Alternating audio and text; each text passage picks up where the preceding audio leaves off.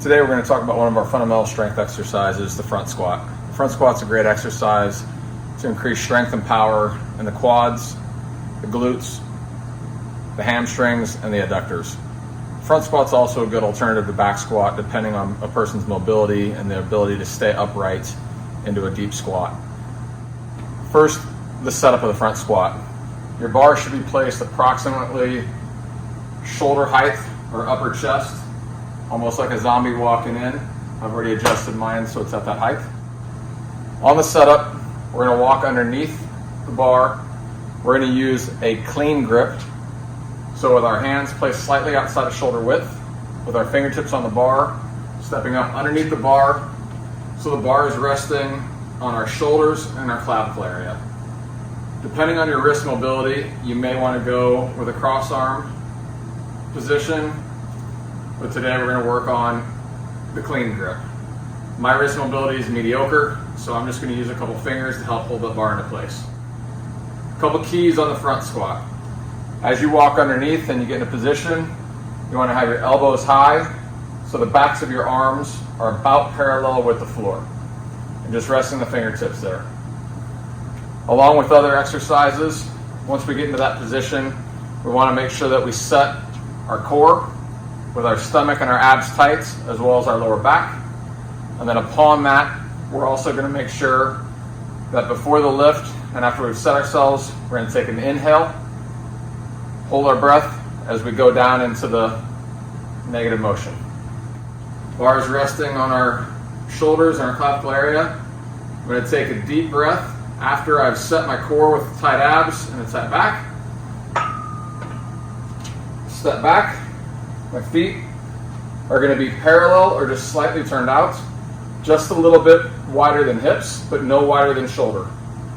The first motion is going to be with our hips moving back, keeping our spine in a neutral position, sitting back, and if our mobility allows, trying to get our hips below our knees. So deep breath in, down, and back up. We want to go slow and controlled on the way down, and try to accelerate through the weight on the way back up, putting our weight through our heels. Again, deep breath in.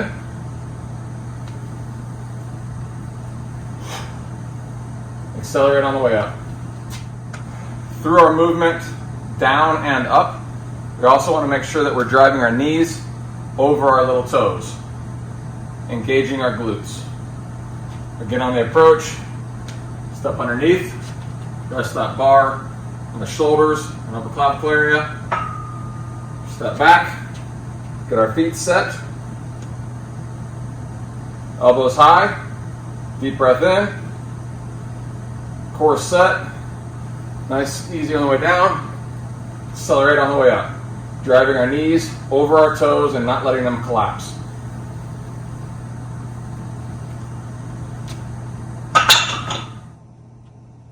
One way to scale this exercise, depending on an athlete's mobility and individual mechanics. I have very long femurs and poor ankle mobility due to ankle reconstruction earlier in my playing days. So one thing we can do is we can elevate our heels to allow us to get into a deeper, better position. You can also use this with the back squat. But to give you an idea what this looks like differently, same setup. You step back, go ahead and put your heels up on a slightly elevated area. You can use a board like this.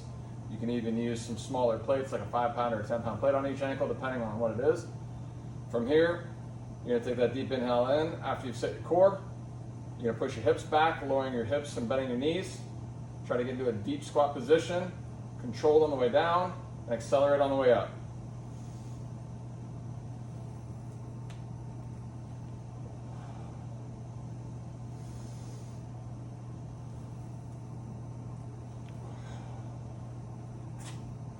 The front squat.